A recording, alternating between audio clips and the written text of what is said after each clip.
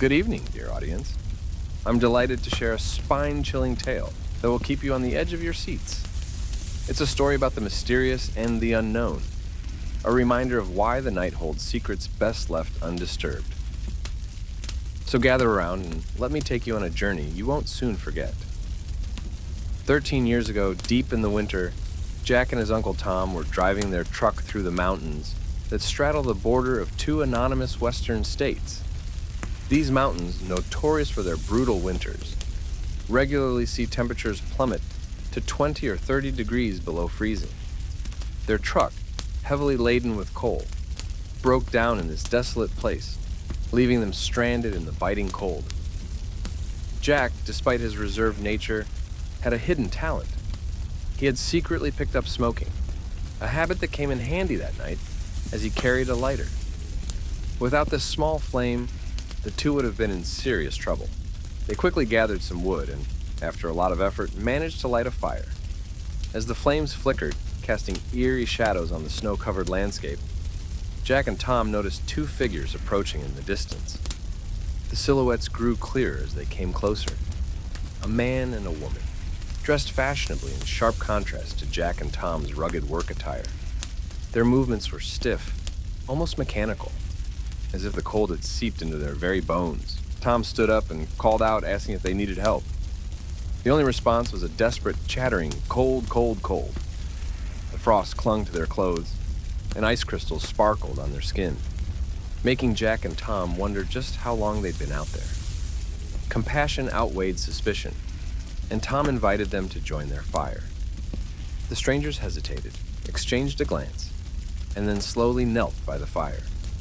Despite the warmth, they remained silent and motionless, their eyes fixed on the flames. Tom tried to engage them in conversation, but they offered no response, not even a nod. Jack, feeling an uneasy chill despite the fire, couldn't shake the feeling that something was very wrong. He kept a wary eye on them, noting their unnatural stillness and the way they avoided eye contact. Just then, their rescue arrived. The repair truck's headlights cut through the darkness, a beacon of hope. Tom left to guide the mechanic, leaving Jack alone with the strangers. The silence was deafening. Jack's unease grew with every passing second, the firelight casting grotesque shadows on the strangers' faces. Finally, the truck was fixed. Tom called out to the strangers, offering the mechanic's help to fix their vehicle. They remained silent. Tom, now feeling the same creeping dread as Jack, suggested they get moving. As they drove away, Jack glanced back, half expecting the strangers to follow, but they remained by the fire, unmoving. They hadn't driven far when they came upon a wrecked car on the roadside. Emergency lights flashed, and rescue workers moved hurriedly. Tom pulled over, curiosity and concern compelling him to check it out.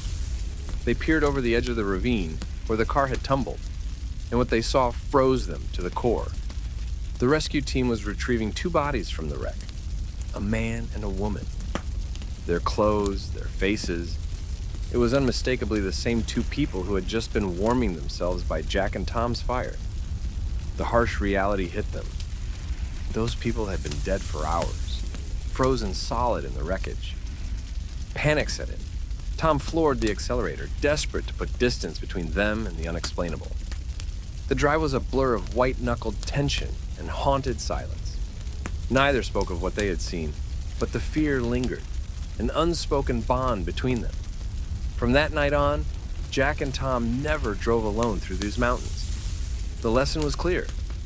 The night harbors mysteries beyond our comprehension, and some roads are best traveled with company. And so, dear audience, we reach the end of our eerie tale, a reminder that the unknown is often closer than we think, lurking in the shadows, waiting to reveal itself. I hope you enjoyed this journey into the mysterious and the chilling. Remember, the night holds many secrets, and it's always wise to have someone by your side. Stay safe, and until next time, sweet dreams.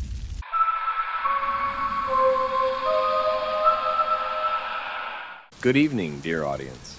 Gather around and make yourselves comfortable, for I have a tale that will chill you to the bone. and leave you questioning the boundaries between our world and the next. This story, known to few and whispered about in hushed tones, begins on a cold winter night in 1995. In a bustling western city, as the clock strikes 11 p.m., the final bus from Parkwood to Mount View sets off. The streets are nearly deserted and the bus carries only a handful of passengers, each lost in their own thoughts. At the back, a young couple sits close together, the cold driving them to seek warmth from one another. Nearby, an elderly woman clutches her bag tightly, her eyes darting nervously around. Toward the front, John Peters, a man in his mid-30s, watches the dark streets pass by. The driver and the ticket collector exchange idle chatter, their voices barely piercing the quiet of the night. Suddenly, the driver slams on the brakes with a jolt. 3 figures stand in the middle of the road, dressed in the most peculiar attire, clothes that seem to belong to a bygone era. The driver curses under his breath about people who flag down buses outside of designated stops. With a reluctant sigh, he opens the doors, allowing the 3 strangers to board. They move with an eerie grace, their eyes fixed forward, not acknowledging anyone. 2 are dressed in formal suits reminiscent of old photographs, while the 3rd wears a long, flowing white gown. They take seats at the very back, sending shivers down the spines of the remaining passengers. The air inside the bus grows colder, an unnatural chill that seeps into the bones. The passengers exchange uneasy glances, but the ticket collector tries to ease their fears. "Probably actors from a local theater," she says with forced cheer. Her explanation seems plausible, and slowly, the tension in the bus lessens. After a few more stops, the young couple exit, leaving only John, the elderly woman, and the 3 strangers. The old woman continues to glance back nervously. Her instincts scream that something is terribly wrong. She studies the 3 figures, noticing that their feet do not touch the ground. They float just above it. Panic rises within her, and she suddenly springs up, grabbing John by the collar and accusing him of stealing her wallet. John is bewildered, denying her accusations vehemently. The commotion catches the attention of the driver, who pulls over at the next stop, conveniently near a police station. The driver opens the doors, and the elderly woman drags John out, insisting on resolving the matter with the police. As the bus doors close and it pulls away, the old woman releases John, her demeanor changing from frantic to calm. "I saved your life," she says solemnly. She explains that the 3 passengers at the back were not human. She saw them floating, and their presence brought an unholy chill. She feared for everyone on the bus. John is skeptical but shaken. Together, they decide to report the incident to the authorities. The next day, the bus company reports a missing bus. The last sighting was at Mount View, but no one knows where it went after that. Days later, authorities find the bus in a remote, desolate area near a large abandoned reservoir. The discovery is beyond horrifying. Inside the bus are 5 bodies: the driver, the ticket collector, and the 3 passengers in period clothing. But there's something even more disturbing. The 3 strangers are in an advanced state of decomposition, far beyond what could occur in such a short time. And the bus's fuel tank, inexplicably, is filled with human blood. The police investigate, but surveillance footage offers no clues. The bus appears to vanish from one camera frame to the next, never showing up on any subsequent recordings. The incident becomes an unsolved mystery, whispered about by those who dare to remember. Theories abound, but none bring comfort or closure. And so, dear audience, we come to the end of our tale. The events of that fateful night remain shrouded in mystery, a chilling reminder of the unknown lurking in the shadows of our world. As you go about your evening, spare a thought for the lost souls on that bus, and the dark secrets that may never be uncovered. Thank you for joining me tonight. Sleep well if you can.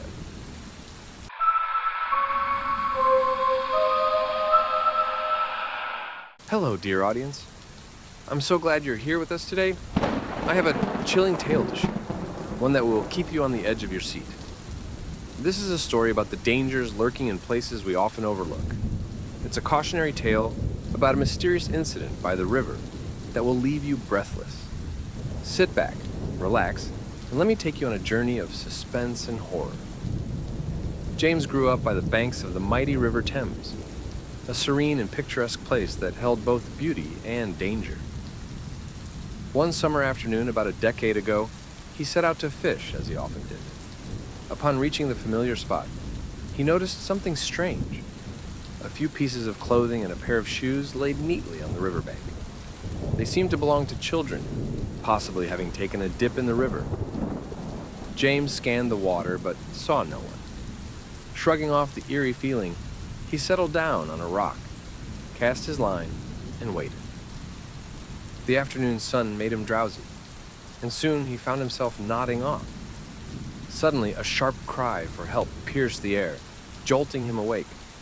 He jumped to his feet, peering intently into the river, but the surface was calm, undisturbed. His heart raced as he recalled the clothes and shoes. Fearing the worst, he dashed back to the village to gather help. The townsfolk quickly identified the items as belonging to two local children who hadn't returned home from school. A search party was formed, and the local recovery team arrived with their equipment. They began probing the riverbed with their hooks. Soon, they felt something snagged. With great effort, they pulled up the body of a young boy. His ankle bore a deep purple bruise, like it had been gripped by something. The sight sent shivers down everyone's spine. Was there something sinister in the water? Determined to find the second child, the team continued their search. Hours later, their hooks latched onto another body. This time, it felt heavier, as if entangled with something else. As the body surfaced, gasps of horror erupted from the onlookers. The second child was found, and clinging to him was the decomposing corpse of a woman, her arms wrapped tightly around his neck. The scene was gruesome. It took all the strength of two men to separate the bodies. The woman's deathly grip left deep marks on the boy's neck. Investigations later revealed the woman's identity. She was a young woman from a nearby town, lured to this village by a man she thought loved her. When she discovered his deceit, a violent altercation ensued, leading to her tragic death. The man, fearing the consequences, had dumped her body in the river, hoping the current would carry away his crime. But fate had other plans. The woman's vengeful spirit seemed to linger, claiming the lives of the innocent children who dared to play in the river. James, having witnessed the horror unfold, never returned to that fishing spot. The village, once a place of tranquility, became a site of cautionary tales. The river, with its serene surface, hid dark secrets beneath. And so, my dear audience, remember this tale when you find yourselves near a quiet, inviting river. The waters may seem calm, but you never know what lies beneath, waiting to pull you under. Be safe and always stay vigilant. Thank you for joining me today. I hope this story has left you with a sense of caution and a touch of the supernatural. Until next time, take care and stay safe.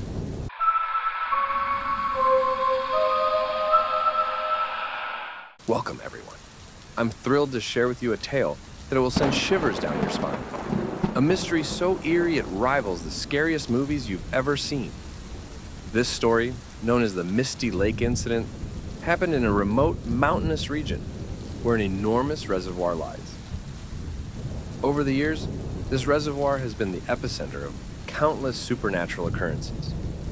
The story I'm about to tell you involves one of the most inexplicable events that took place here in recent times.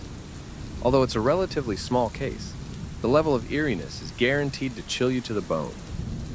Let's dive in. Years ago, Jack Thompson worked at a construction site near the reservoir. Due to the site's isolation from the city, Jack and his coworkers stayed in makeshift cabins by the lake. One evening, after a long day's work, Jack and two of his colleagues bought some meat and a couple of bottles of whiskey from a nearby village and decided to unwind. They were sitting around laughing and drinking when Jack suddenly announced he needed to step outside. Time passed and Jack didn't return. When he finally did, his coworkers, Tom and Mike, noticed something was off. Jack's head was down, his eyes unfocused. and he was eerily silent. Instead of rejoining the group, Jack stood there mumbling about seeing a great treasure.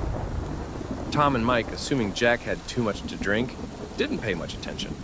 Without warning, Jack bolted out of the cabin, shouting about finding the treasure. Confused and a bit worried, Tom and Mike followed him out, but were hesitant to leave the cabin unguarded. They figured Jack would return soon, but as the hours dragged on into the night, their concern grew. When midnight came and Jack was still missing, Tom and Mike grabbed flashlights and began searching along the reservoir's edge. For over 3 hours, they scoured the dense woods and rocky terrain, but there was no sign of Jack. As dawn broke, a sense of dread settled over them. Near the downstream side of the dam, they found Jack's lifeless body in a shallow creek, his skin purplish and his clothes missing. Horrified, they immediately called the authorities. The police arrived quickly, sealing off the area and starting their investigation. Initial observations pointed to drowning, but the creek was only a few inches deep, barely enough to cover half a person's head. Stranger still were the chaotic footprints all around, each one matching Jack's shoes. It appeared he had struggled intensely before succumbing. A meticulous examination revealed another unsettling clue. Jack's hair had been forcefully yanked out, leaving bald patches on his scalp.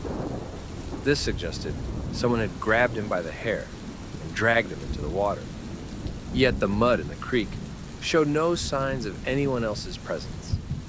Only Jack's prints were there, ruling out another person's involvement. In the creek bed, right where Jack had fallen, the police discovered several peculiar metal fragments. They were old, heavily corroded, and appeared to be pieces of ancient armor. Jack's clenched fist held another fragment tightly. Further analysis confirmed these were remnants of medieval soldiers' armor. How did these relics end up with Jack? Despite the bizarre evidence, the official report concluded Jack had drowned after slipping in a drunken stupor.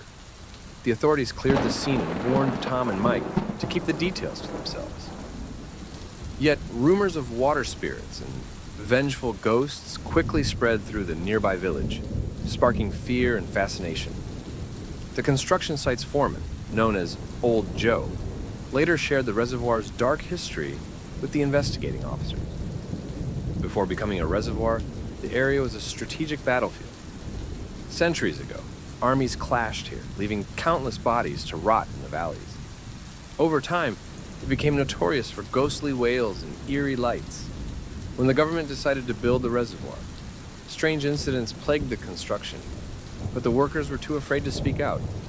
It took 5 grueling years to complete the project, transforming the cursed battleground into a picturesque lake. However, the reservoir's sinister reputation endured. Every few years, mysterious drownings occurred, feeding the legend of the haunted lake. Jack's tragic end added another chapter to this chilling saga. His encounter with the supernatural remains unsolved, a grim reminder of the reservoir's dark legacy. Even now, whispers of water spirits and ghostly apparitions haunt the villagers, ensuring that the Misty Lake incident will not be forgotten. Thank you for joining me on this journey into the unknown. Remember, the next time you find yourself by a lonely lake or an abandoned battlefield, listen carefully. You might just hear the echoes of the past. Until next time, stay curious and stay safe.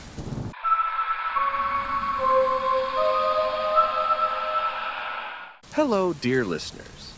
Thank you for joining me today. Get comfortable and brace yourselves for a spine-chilling tale of mystery and horror that has haunted a small village for years. Tonight, I will be your guide through this eerie journey, narrating the story of a haunted threshing floor that left an indelible mark on everyone who encountered it.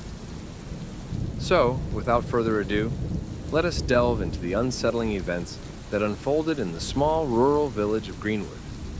In the heart of Greenwood, there was a threshing floor, bustling with activity during the day as villagers dried their harvested grains. But by night, it transformed into a place of dread, avoided by all who knew its dark reputation. This story takes us back to the 1990s and centers around a family who experienced the supernatural firsthand. Life in Greenwood was simple. Each autumn, the villagers gathered at the threshing floor to process their crops, forming towering piles of straw. As children, we loved playing among these straw stacks, jumping from one to another, carefree and full of joy. One fateful evening, a woman named Sarah ventured out to visit a friend. It was late when she returned, passing by the dreaded threshing floor. What she saw that night drove her mad with fear. She spoke of terrifying visions, muttering incoherently about ghosts, eyeless children. Sarah's experience cast a dark shadow over the threshing floor, deepening the villagers' fear. In another part of the village lived the Peterson family. One evening, young mother Emma Peterson was busy with chores, while her husband John watched TV, oblivious to their child's cries. Frustrated and angry, Emma decided to take their child and leave for her parents' home. John, in his anger, told her not to return. But as she left, guilt gnawed at him.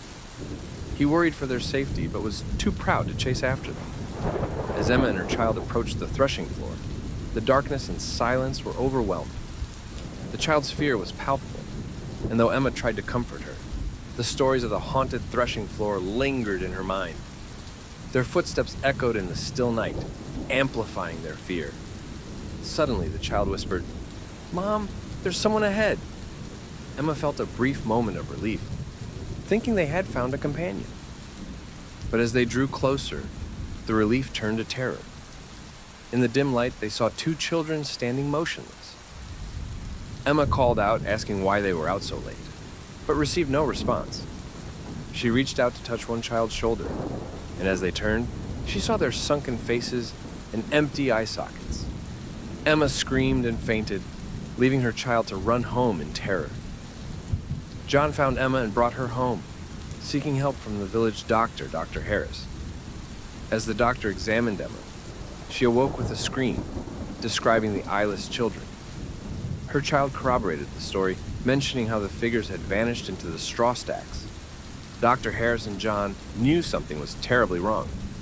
The next morning, Dr. Harris and the village chief decided to investigate. They gathered a few villagers and began dismantling the straw stacks. Hours passed. The stench of decay grew stronger. Finally, they uncovered the mummified remains of two children, hidden for years. The discovery was horrifying. The children had been missing from a nearby village, presumed kidnapped. Instead, they had met a tragic end here. The police were called, confirming the identities of the children. The news shook the village to its core. Although the sightings and strange occurrences ceased after the bodies were found, the threshing floor was forever tainted by the tragedy. Years have passed, but the memory of those haunted nights remains. The threshing floor stands abandoned, a silent testament to the fear and sorrow it once harbored. No one dares to go near it after dark, and the story of the eyeless children is a cautionary tale told to children to keep them safe. And so, dear listeners, we've reached the end of our harrowing tale. The haunted threshing floor of Greenwood remains a chilling reminder of the unknown and the tragedies that can lurk in the shadows. Thank you for joining me tonight. I hope you found the story as fascinating as it was unsettling. Remember, sometimes the most ordinary places can hide the darkest secrets. Until next time, stay safe and be wary of what might be hiding in the darkness.